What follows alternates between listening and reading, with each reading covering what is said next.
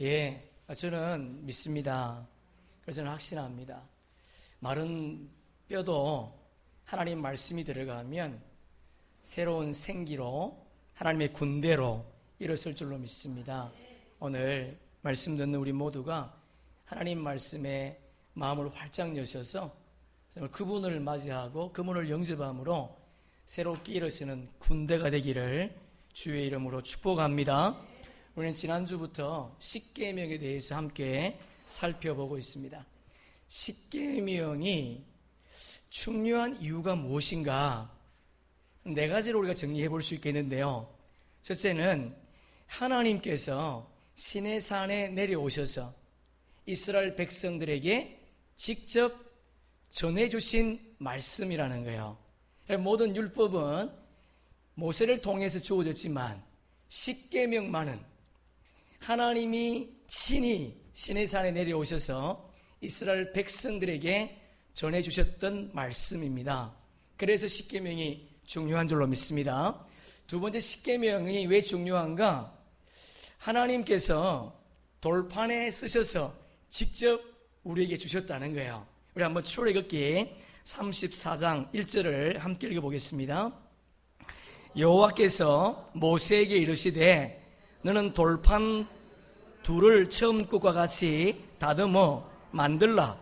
내가 깨트린 처음 판에 있는 말을 내가 그 판에 쓰리니.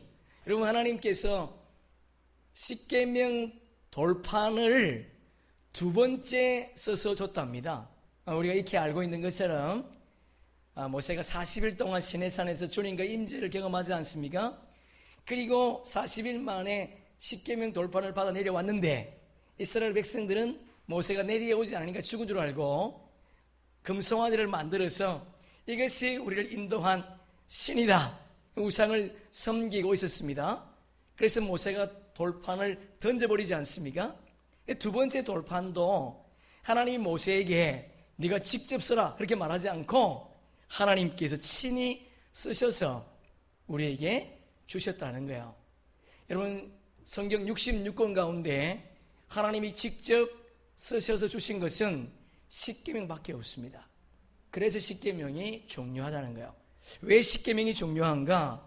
십계명은 하나님께서 성소 안에 있는 언약궤 안에 보관할 것을 명령하셨습니다. 여러분, 성소 안에 있는 언약궤는 하나님의 임재를 상징하지 않습니까? 할렐루야. 그러니까 십계명은 하나님의 또 다른 임재를 상징한다는 거예요. 자, 우리 고린도전서 3장 16절을 함께 읽어보겠습니다. 너희는 너희가 하나님의 성전인 것과 하나님의 성령이 너희 안에 계시는 것을 알지 못하느냐. 이게 성전이라고 되어 있지 않습니까? 헬라 성전은 두 단어가 있습니다. 히에론이라는 단어가 있고 네오스라는 단어가 있어요. 히에론이라고 할 때에는 예루살렘 성전 전체를 의미합니다. 그러나 네오스는요, 지성소를 의미해요. 여기 성전은 네오스입니다. 네오스. 그러니까 우리가 뭐라는 거야? 지성소라. 할렐루야. 다시 말해서 우리는 하나님의 말씀을 담아야 될 하나님의 사람이라는 거야. 여러분, 우리 안에 하나님의 말씀이 담겨 있기를 주의 이름으로 축복합니다. 만약 여러분 우리 속에 하나님의 말씀이 담겨 있지 않으면 어떻게 될까? 그 뒤에 이어지는 구절을 보면 누구든지 하나님의 성전을 더럽히면 하나님이 그 사람을 멸하시리라. 하나님의 성전은 거룩하니 너희도 그러하리라. 여러분, 우리 속에 하나님의 말씀이 거하지 않으면 하나님의 사람이 아니라는 겁니다. 우리 공간 안에, 우리 육신 안에 하나님의 임재가 임하기를 축복합니다. 여러분, 마태복음 12장에 보면 귀신 들린 사람이 등장하지 않습니까? 귀신이 쫓겨나갔습니다. 한 마리 귀신이 쫓겨나갔는데, 그런데 그 귀신이 쉴 곳이 없어서 다시 그 집에 들어왔다는 거예요. 그 이유를 보니까 그 집이 비어있고 청소되고 수리되었다. 다시 말해서 수리는 되어 있는데 그 안에 하나님의 말씀이 없었다는 겁니다. 그래서 7 귀신이 들어와 그 안에 거했다. 그렇게 되어 있습니다. 여러분, 우리는 하나님의 임재를 상징하는 하나님의 말씀을 우리 마음판에 새겨야 될 줄로 믿습니다. 그래서 십계명이 중요하다는 거예요. 그리고 왜 십계명이 중요한가? 십계명을 지키면 복의 통로 삼아주시겠답니다. 여러분, 우리가 이 땅의 삶을 살아갈 때에 예수 믿는 주의 백성들이 주님의 축복의 통로로 사는 것이 기쁨이지 않겠습니까? 하나님께서 친히 말씀하셨습니다. 십계명을 지키면 복의 통로로 삼으시겠답니다. 여러분, 십계명은 두 가지로 구분되지 않습니까? 1에서 4계명은 하나님을 향한 계명, 그리고 5계명부터 10계명은요 사람을 향한 계명이었습니다. 여러분, 십계명에서 강조하고 있는 것이 뭐냐? 우선순위를 강조하고 있다는 거예요. 하나님과의 관계가 바르면 사람과의 관계도 바를 것이고, 하나님과의 관계가 바르면 물질과의 관계도 바르게 된다는 겁니다. 여러분, 왜 우리가 하나님의 축복의 통로로 살지 못하는가? 우선순위를 잘못하기 때문에, 우선순위를 바르게 하지 않기 때문에 우리가 축복의 통로로 살지 못한다는 겁니다. 하나님을 기쁘시게 하기보다는 사람을 기쁘시게 한다는 거죠. 여러분, 지난주 말씀드렸던 것처럼 그 대표적인 인물이 누구였습니까? 이스라엘의 초대 왕이었던 사울 왕이었습니다. 여러분, 그는 제사장이 아니었음에도 불구하고 직접 제사를 집례했습니다. 그 이유가 사람들이 떠나갈까봐, 하나님을 두려워하지 않고 사람을 두려워했더니 하나님께서 어떻게 하셨는가요? 그의 왕위를 빼앗아 버렸습니다. 그리고 그는 전쟁터에서 전사하고 말았다는 거예요. 여러분, 우리가 우선순위를 바로 하면 주님께서 저와 여러분을 축복의 통로로 사용하실 줄로 믿습니다. 야고보서 1장 함께 읽습니다.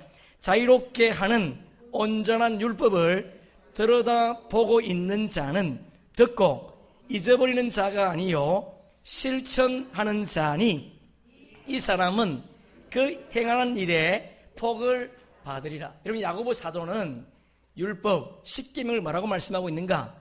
자유롭게 하는 온전한 율법이다. 이것은 뭐라 그러죠? 그것을 행하면 복이 있을 것이다. 여러분, 십계명이 왜 중요한가? 하나님께서 그것을 지켜 행하면 복을 주시겠다는 거예요. 여러분, 그래서 우리가 잘 알고 있는 것처럼 청교도들이 이주해서 미국을 세우지 않습니까? 그들은 학교마다 십계명을 걸어뒀습니다. 그러나 1980년 중반부터 학교 교실에서 십계명이 사라졌습니다. 그 이유가 뭐냐? 십계명이 학생들에게 위협을 준다는 거예요. 위협을. 여러분, 우리 한국교회도 70년대 80년대 초만 해도요 십계명을 교독했습니다. 그러나 지금은 십계명을 교독하지 않습니다.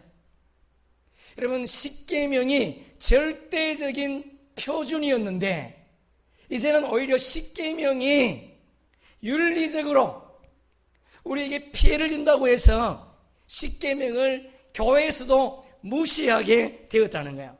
그래서 교회 안에 반율법주의, 교회 안에 무율법주의가 등장하게 된 것입니다.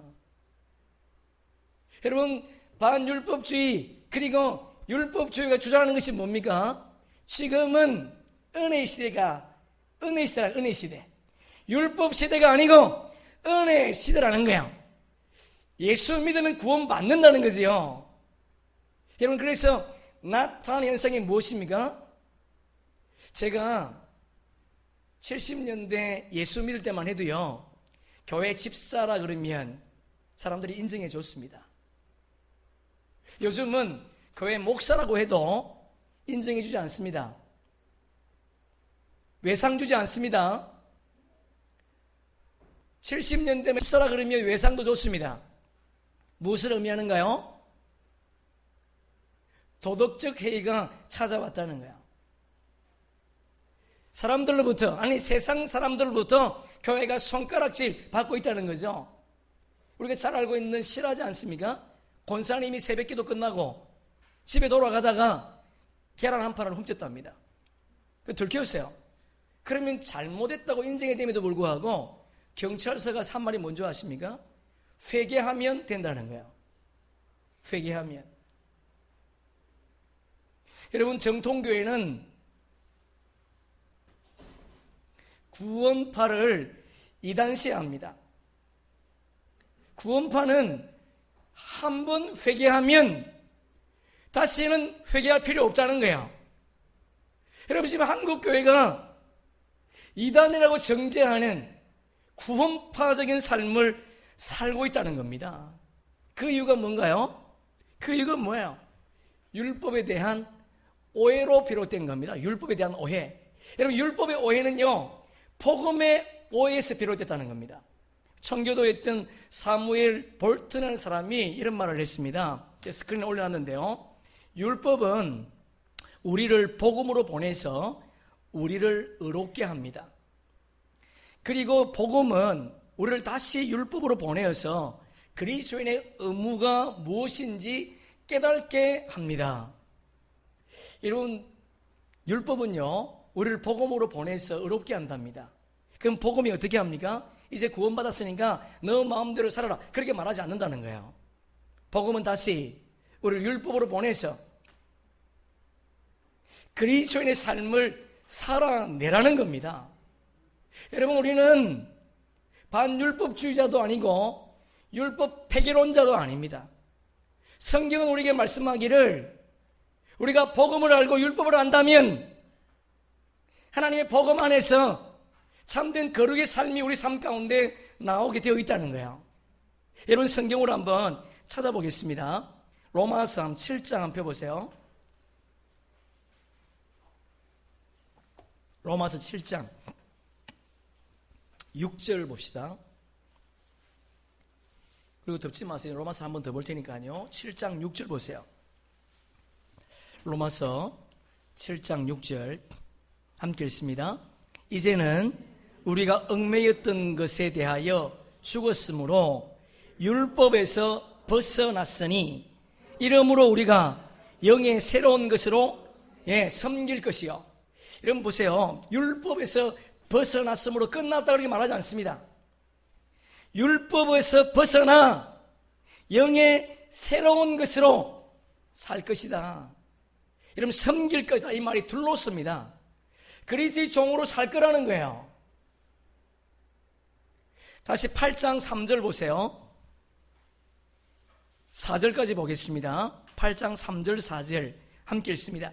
율법이 육신으로 말미암아 연약하여 할 수 없는 그것을 하나님은 하시나니 곧 죄로 말미암아 자기 아들을 죄 있는 육신의 모양으로 보내어 육신의 죄를 정하사 육신을 따르지 않고 그 영을 따라 행하는 우리에게 율법의 요구가 이루어지게 하려 하심이라. 줄 한번 쳐보세요. 율법의 요구를 이루게 한다. 무엇이? 그 영이. 여러분, 율법은 다시 우리를 복음으로 보냅니다. 다시 복음으로 보내서 그리스도의 삶이 어떤 것인가, 그리스도인이 어떻게 살아야 될 것인가를 가르친다는 거예요. 그래서 여러분, 우리는 주어져 있는 율법이 중요한 거예요. 그렇다면 여러분, 구약 시대에는 새 마음 새 영이 없었습니까? 그렇지 않습니다. 구약 시대 때도 우리가 동일하게 새 영과 새 마음을 가지고 살았던 수많은 사람들이 있습니다.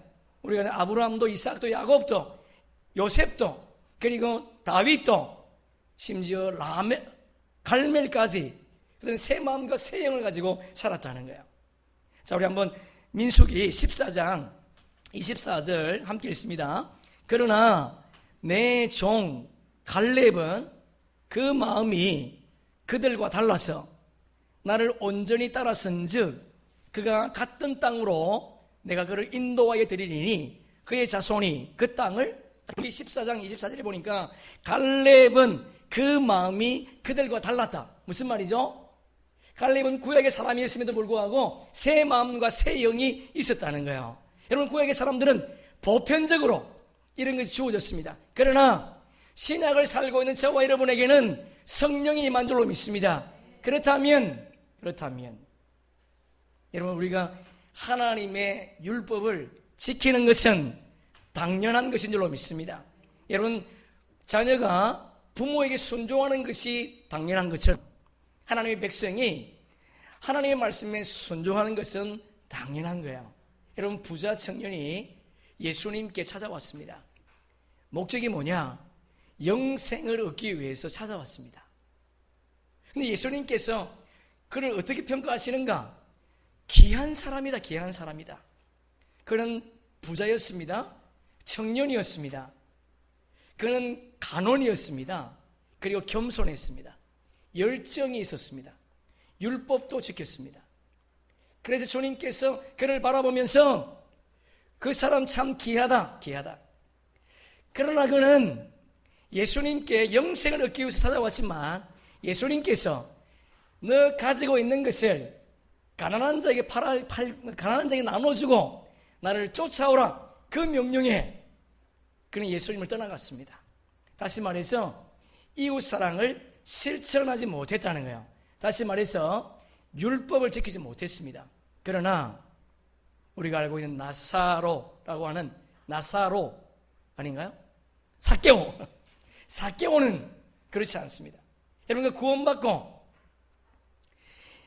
그가 한 행위가 뭔가요? 가지고 있는 재산을 반을 팔아서 그리고 토색한 것을 4배나 갚겠습니다. 여러분, 율법은 폐지된 것이 아닙니다. 주님께서 말씀하시기를 나는 율법을 온전케 하기 위해서 이 땅에 왔다라고 말씀하고 있습니다. 여러분, 율법이 몇 가지입니까? 613가지입니다. 13가지 율법을 10덩어리로 모은 것이 뭐예요? 십계명이에요, 십계명. 그러니까 613가지 율법이 십계명을 설명하고 있는 거예요. 십계명은 613가지 율법의 엑기스입니다. 여러분, 율법은 3종류로 나온다 그랬죠? 시민법, 의식법, 도덕법으로 나누어집니다. 여러분, 시민법, 의식법, 도덕법. 의식법은요, 우리가 지키지 않아도 됩니다. 의식법은 음식법과 제사법으로 구분되지 않습니까? 구약에 제사를 드리지 않습니다. 우리는 동물 제사를 드리지 않습니다. 구약에서 먹지 말라고 하는 건 먹습니다. 그래서 여러분, 의식법은 우리가 좀 지키지 않지만 시민법은요, 지킵니다. 여러분, 시민법은 1계명부터 4계명까지가 시민법이지 않습니까? 나 외에 다른 신을 두지 말라, 너를 위하여 우상을 만들지 말라, 내 하나님 여호와 이름을 망령되이 일컫지 말라, 안식일을 주일을 기억하여 거룩히 지키라. 여러분, 이것이 시민법이에요. 이것을 안 지킨다고 해서 세상 사람들은 벌을 받지 않지만 하나님을 믿는 주의 백성들에게는 이걸 지키지 않으면 죄가 됩니다. 그러니까 시민법은 지켜야 되는 거예요. 그리고 5계명부터 10계명까지가 도덕법이지 않습니까? 여러분, 도덕법은요, 더 강화되었습니다. 도덕질을 하지 않아도 마음으로 이미 도덕질하면 여러분, 간음하지 않아도 음욕을 품으면 그것이 간음죄입니다. 살인하지 않아도 사람을 미워하고 시기하면 그것이 살인죄라, 그렇게 말씀하고 있습니다. 그러니까 여러분, 성령 시대에 도덕법은요, 더 강화되었다는 거예요. 여러분, 율법은 이 땅이 맞춰질 때까지 계속 지속될 겁니다. 그리고 율법은 하나님 나라의 본성입니다.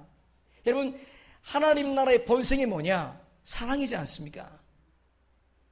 하나님 나라의 본성, 율법은요, 이 땅에서 계속될 뿐만 아니라 우리가 가야 될 영원한 나라에서 영원한 본성이라는 거예요. 여러분, 내 이웃을 내 몸처럼 사랑한다. 그것을 온전히 지킬 수 있는 공간이 어디입니까? 천국이라는, 천국. 그래서 여러분, 율법은 중요한 거예요. 우리 시편 119편 33절 함께 읽습니다. 여호와여, 주의 율례들의 도를 내게 가르치소서. 내가 끝까지 지키리이다. 여러분, 하나님 말씀을 행하는 것이 시편 기자의 소원이랍니다. 여러분, 우리도 주의 말씀을 주님 오실 그날까지 지켜나가는 것을 소원으로 삼는 그런 은혜가 있기를 축복합니다. 모든 성경은 하나님의 감동으로 되었습니다. 그 모든 성경은 구약 성경을 포함하지 않습니까? 여러분, 모든 성경, 율법은 제외된 것이 아니에요. 여러분, 주님 오실 그날까지 이 말씀을 지키기로 힘쓰는 저와 여러분 되기를 축복합니다. 오늘 우리가 읽은 본문은요, 십계명의 서문이면 서문. 다시 말해 머릿말이죠. 머릿말. 어떤 책이든 머릿말을 읽어보면 그 책이 어떤 언어로 쓰여졌는지 알 수 있지 않습니까? 오늘 머릿말에서 하나님은 우리에게 세 가지 중요한 사실을 가르쳐 줍니다. 먼저 우리 1절 말씀을 다시 한번 읽어보겠습니다. 시작. 하나님이 이 모든 말씀으로 말씀하여 이르시되, 이게 우리가 말씀 그러지 않습니까? 모든 말씀이랍니다. 그럼 좁게는 20장 1절부터 17절까지 십계명을 의미할 수 있습니다. 넓게는요 20장부터 31장까지 율법을 의미할 수 있습니다. 더 넓게는요 모든 성경 말씀을 의미할 수 있습니다. 여하튼 우리는 지금 십계명을 강조하고 있다는 것을 다시 한번 주의하면서 2절 말씀 다시 한번 읽습니다. 나는 너를 애굽 땅 종되었던 집에서 인도하여 낸 내 하나님 여호와니라. 여러분, 이것이 서문이에요. 여기서 하나님은 우리에게 중요한 세 가지 사실을 가르쳐 줍니다. 첫째는요, 십계명은 출애굽한 이스라엘 백성들에게 주어졌다는 겁니다. 십계명은 이스라엘 백성들이 애굽에 있을 때 주어진 것이 아니고 그들을 출애굽하고 주어진 것이 십계명이라는 거야. 다시 말해서 십계명은 구원받기 위해서 필요한 것이 아닙니다. 구원받은 사람에게 필요한 거라는 거야. 구원의 증거라는 거지요. 여러분, 하나님께서 이스라엘 백성들을 건져내지 않습니까? 그리고 시내산까지 데리고 왔습니다. 그리고 여기서 말씀하시는 거예요. 그러니까 이 말씀을 정리해보면 이런 겁니다. 하나님이 이스라엘 백성을 애굽에서 건져내었습니다. 그리고 그들을 하나님은 이스라엘 백성들을 하나님 백성으로 삼으셨습니다. 그리고 마지막으로 하나님께서 그 이스라엘 백성을 하나님 백성 삼으시고 하나님 백성답게 살라고 주신 것이 십계명이라는 거예요. 그러니까 여러분, 많은 사람들이 구약은 율법 시대고 신약은 은혜 시대다 그렇게 말하는데 그렇지 않습니다. 구약도 은혜의 시대인 줄로 믿습니다. 왜냐하면 하나님의 이스라엘 백성들을 구원해놓고 그리고 율법을 주셨기 때문에 구약도 율법의 종교가 아니라 은혜의 종교라는 것을 기억할 수 있기를 축복합니다. 여러분, 하나님께서 우리를 구원하시기 위해서 예수님을 보내주셨습니다. 그리고 그분이 우리의 죄를 대속해 줌으로 말미암아 우리는 구원받았습니다. 여러분, 우리는 내 행위로 내 노력으로 구원받은 것이 아닙니다. 그분의 은혜로 구원받은 줄로 믿습니다. 이 은혜의 간격을 아는 자가 그 은혜로 말미암아 거룩한 삶을 살 수 있다는 거예요. 동일한 맥락으로 여러분, 구약의 성도도 은혜의 시대였다면 십계명은요 율법이 아니라 우리가 마땅히 지켜야 될 하나님의 법이라는 것을 기억할 수 있기를 축복합니다. 두 번째, 여러분, 십계명을 주신 분이 누구냐? 여호와 하나님이라 그렇게 소개합니다. 여러분, 2절 본문 히브리 원문에 보면 아노키 야훼 엘로힘 이렇게 되어 있습니다. 맨 먼저 뭐라고 소개하는가? 나는 여호와 하나님이다. 다시 말해서 나는 창조자다. 그러면 창조자. 우리 창세기 2장 4절을 함께 읽어보겠습니다. 이것이 천지를 창조될 때에 하늘과 땅의 내력이니 여호와 하나님이 땅과 하늘을 만드시던 날에. 할렐루야. 여러분, 하나님은 피조물이 아닙니다. 그분은 스스로 계신 분입니다. 그분은 창조자세요. 여러분, 이 땅에 그 어떤 것도 창조된 것이 없습니다. 모든 것이 피조되었습니다. 이 건물도 누구의 설계를 통해서 만들어졌고요, 의자도 강대상도 마이크도 사람을 통해서 만들어졌습니다. 이 땅에 피조되지 않은 것이 아무것도 없습니다. 심지어 우리까지, 우리 인간도 피조된 동물이에요. 피조되었다는 거야. 하나님께서 우리를 창조하실 때에 어떻게 창조하셨는가? 하나님의 형상으로 창조하셨습니다. 이 하나님이 하나님의 형상으로 창조하시고 그냥 두신 것이 아니고 하나님의 숨결을 우리 코에다가 불어넣었습니다. 여러분 창세기 2장 4절에 보니까 하나님의 숨결을 우리 코 속에 불어넣을 때에 그때 우리 인간이 생명이 되었다, 그렇게 말하고 있습니다. 여러분 생명이 되었다고 말하니까 그때야 비로소 움직이는 존재가 되었구나, 그렇게 생각하는데 그것이 아닙니다. 여러분 동물들도 동일한 흙으로 만들었습니다. 하나님은 동물들에게는 하나님의 호흡 불어넣지 않았습니다. 그럼에도 불구하고 그들은 움직였습니다. 살아있는 동물이 되었습니다. 하나님께서 하나님의 호흡을 우리 코에 불어넣는 순간 우리가 생명이 되었다는 거예요. 다시 말해서 하나님의 숨결은요, 하나님의 생명이요, 하나님의 숨결이요, 하나님의 능력이요, 하나님의 지혜요, 하나님의 성품인 줄로 믿습니다.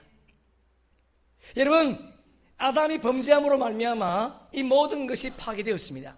그러나 예수님께서 이 땅에 오셔서 저와 여러분을 위해서 십자가 지심으로 말미암아 이 모든 것이 회복된 줄로 믿습니다. 할렐루야, 아멘. 맞습니다.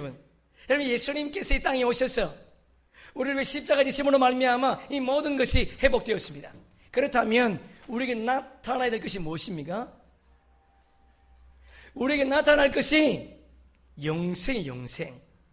여러분 그분을 믿으면 우리에게 영원한 생명이 주어지게 될 줄로 믿습니다. 또다시 우리가 그분을 바르게 믿으면 그분의 능력이, 그분의 성품이, 그분의 지혜가 우리 속에 나타난다는 거예요. 할렐루야, 아멘. 맞습니다. 여러분 우리가 정말 그분을 믿고 성령의 인도함을 받고 살아간다면 반드시 우리에게 하나님의 숨결뿐만 아니라 하나님의 영원한 생명뿐만 아니라 하나님의 지혜와 하나님의 능력과 하나님의 성품이 우리 속에 나타나는 거예요.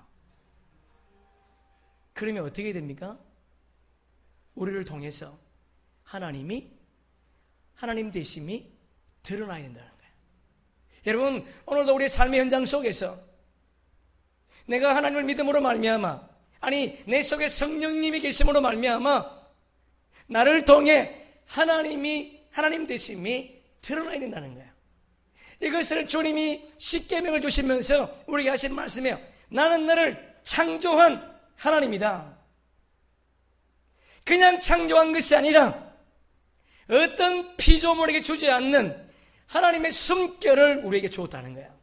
여러분 이것이 회복되는 그런 은혜가 있기를 주의 이름으로 축복합니다. 그래서 주의 말씀이 무겁지 않고 그분의 말씀을 지키는 것이 복되고 행복한 남은 인생이 되기를 주의 이름으로 축복합니다. 마지막 세 번째, 여러분 하나님께서 십계명을 통해서 우리에게 주시는 것이 뭐냐? 영적인 자유를 누리는 영적인 자유. 자, 한번 따라할까요? 진리를 알지니 진리가 너희를 자유케 하리라. 할렐루야. 여러분 주님께서 우리에게 십계명을 주신 이유가 뭐냐? 우리에게 영적인 자유를 주기 위해서 하나님이 우리에게 십계명 율법을 주었다는 거예요. 여러분 성경 2절 보세요. 줄 한번 쳐보세요. 애굽 땅 종되었던 집. 여러분 이스라엘 백성들이 애굽에서 종으로 살았습니다. 여러분 종으로 살았다는 것은요 단순히 물리적인 노예가 아닙니다. 물리적인 노예가 아니라 영적인 노예로 살았다는 거예요. 영적인 노예로. 우리 그것을 어떻게 알 수 있는가? 하나님은 모세를 부르지 않습니까? 미디안 땅에서 40년 동안 장인의 양을 치고 있는 모세를 부르셨습니다. 그리고 모세에게 애굽에 가서 내 백성을 구원하라, 건져내라, 그렇게 말하지 않습니까? 그래서 모세가 하나님 명령에 순종하여 애굽 땅에 갔습니다. 그리고 바로에게 있어서 맨 먼저 한 말이 있습니다. 여러분 성경으로 5장 1절 펴보세요. 출애굽기 5장 1절.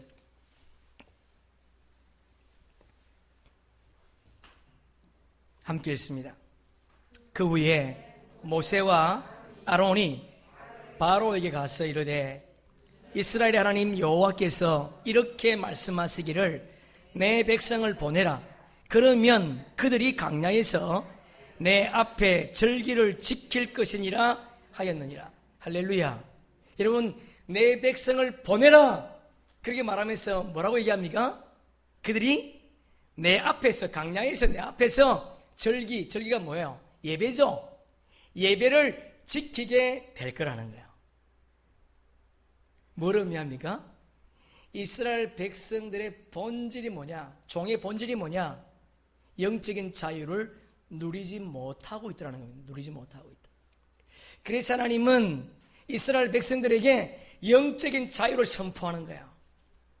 여러분, 우리에게 영적인 자유가 있기를 주님의 이름으로 축복합니다. 그분을 섬길 수 있는 영적인 자유가 우리에게 주어졌다는 거예요. 그래서 구약 율법에 보면 하나님이 이스라엘 백성들이 자기 동족들을 이방인에게 인신매매로 팔 때에 엄청난 중한벌을 매겼습니다. 그 이유가 뭔가요? 사람을 단순히 팔았기 때문이 아닙니다. 그들이 누려야 될 주님과의 영적인 자유를 누리지 못하게 하기 때문에, 영적인 자유를 빼앗았기 때문에 하나님은 이방인에게 팔았던 그 죄를 엄하게 다스렸다는 겁니다. 여러분, 그렇다면 오늘은 살아가는 저와 여러분에게 영적인 자유가 어떤 것인가? 여러분, 성경을 한번 찾아보겠습니다. 고전 7장 펴보세요.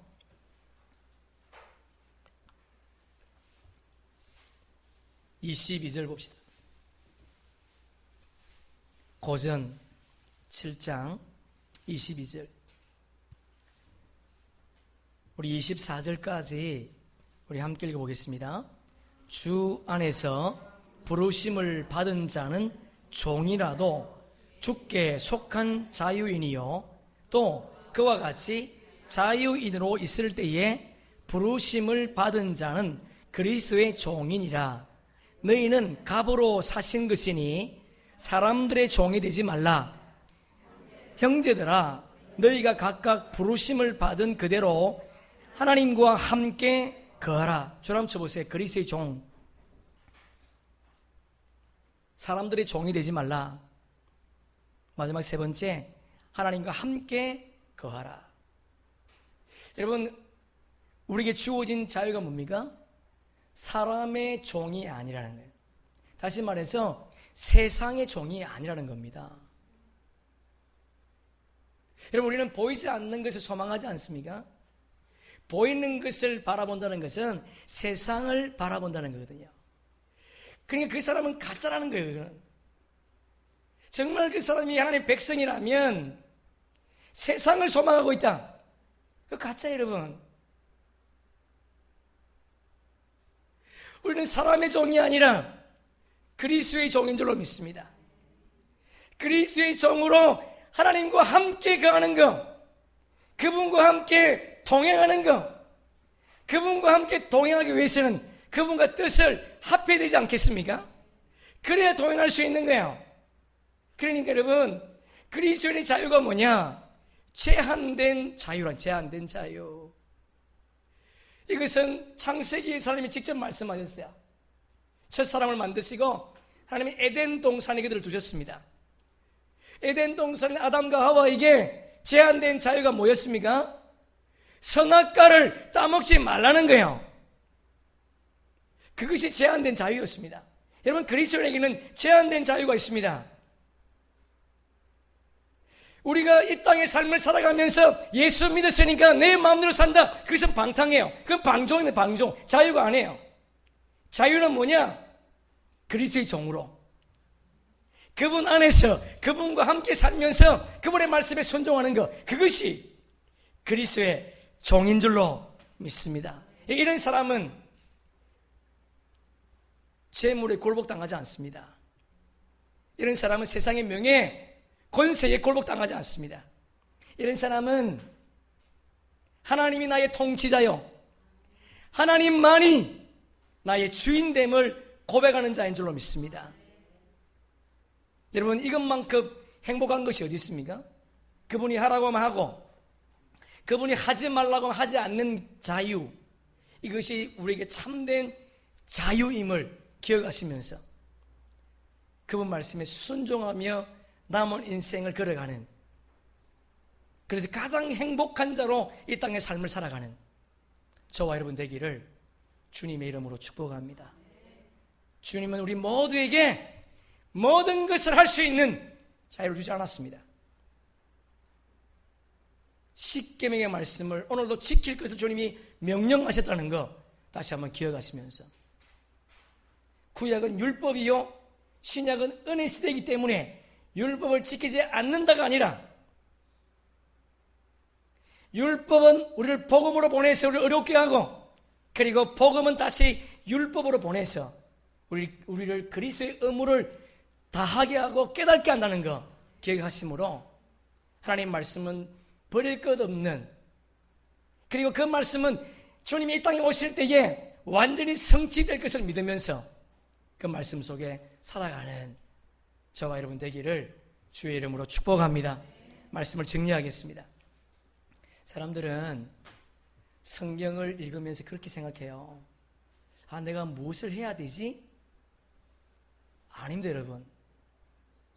성경은 그렇게 말하지 않습니다.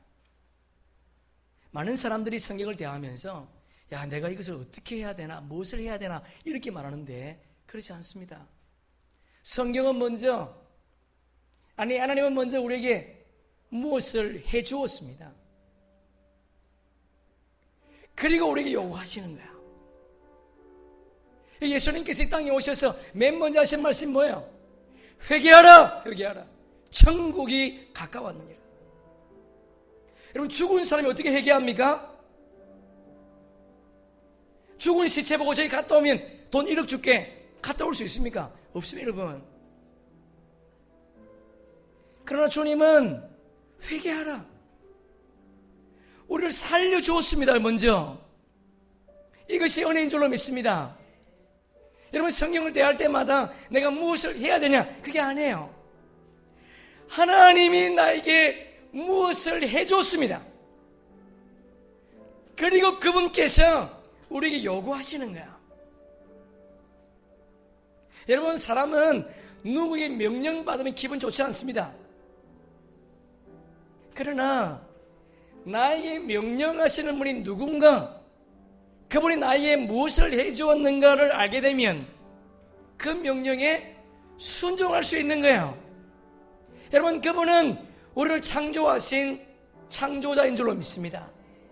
그리고 그분은 우리의 한 걸음 한 걸음 우리의 삶을 인도하시는 분이세요.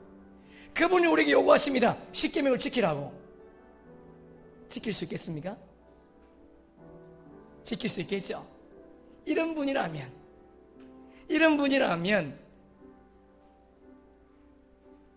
주께서 우리에게 하신 일, 나를 위해서 해주신 것이 기억되면 우리 생명까지도 포기할 수 있는 거야. 그러나 아직도 은혜가 내 안에 담겨있지 않으면 시간을 내는 것도, 주님 앞에 헌신하는 것도 힘들고 어려운 겁니다. 오늘 이 시간 십계명의 말씀을 통해서 하나님 우리에게 부탁하시는 세 가지 말씀 우리 한번 기억합시다. 하나님 우리의 창조자십니다. 그분은 우리를 한 걸음 한 걸음 인도하실 거예요. 애굽에서 인도하셨던 것처럼 우리를 세상에서 인도하셔서 영원한 천국으로 우리를 데리고 가실 줄로 믿습니다. 그리고 그분은 말씀하십니다. 이 율법을 지키면 내가 너희를 복의 통로 삼아 주겠다는 거예요. 여러분, 이 말씀 기억하시면서 내가 이 말씀 지킴으로 말미암아 저와 여러분이, 우리 교회가, 여러분의 가정이, 여러분 일터가 하나님의 복의 통로가 되는 그런 은혜가 있기를 축복합니다. 우리 마지막으로 성경 한 절 찾습니다. 마태복음 5장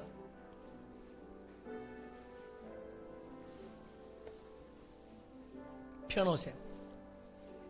오늘 우리에게 주어진 말씀은요, 시내산에서 하나님이 이스라엘 백성들이 처음으로 하신 말씀입니다. 마태복음 5장은요, 예수님께서 산에서 사람들을 불러놓고 하신 첫 번째 말씀이에요. 근데 그 말씀 보니까 팔복의 말씀을 하십니다. 팔복의 말씀.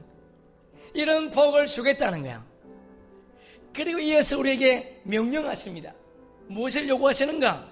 11절 12절 우리 함께 읽어보겠습니다. 시작. 나로 말미암아 너희를 욕하고 박해하고 거짓으로 너희를 거스려 모든 악한 말을 할 때에는 너희에게 복이 있나니 기뻐하고 즐거워하라. 하늘에서 너희 상이 큼이라. 너희 전에 있던 이같이 박해하였느니라. 할렐루야, 할렐루야, 아멘. 여러분 보세요. 주님 뭐라고 명령하십니까? 주의 복음을 위해서 능력받는 거, 박해받는 거 기뻐하고 즐거워라. 왜냐하면 하늘에 상이 있다 합니다. 그냥 상이 안에 큰 상이 있을 것이다. 구약의 신의 산의 첫 번째 하신 말씀이라면, 신약의 주님은 오늘 우리에게 주와 복음을 위해서 살기를 명령하십니다. 그 명령을 내리시는 분이 누구예요? 나를 위해서 십자가에서 자신의 몸을 내주신 분입니다. 그분이 지금 우리에게 명령하는 거예요. 다시 말씀드리지만 사람은 누구로부터 지시받는 거 싫어합니다. 기분 좋지 않습니다. 그러나 그 명령을 내리시는 분이 누군가를 알면, 아니 바르게 알면 그분의 말씀 앞에 순종할 수 있다는 거예요. 순종할 준비가 되셨습니까?